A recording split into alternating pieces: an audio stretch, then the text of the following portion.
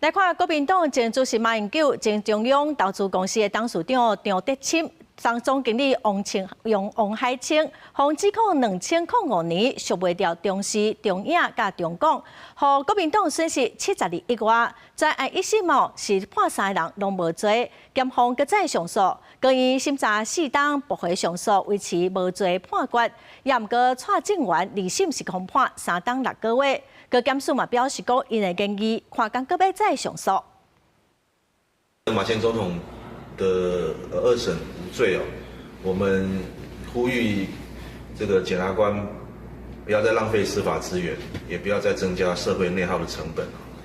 当然，我们尊重他的权限但是也希望他们要这个正视社会大众的期许。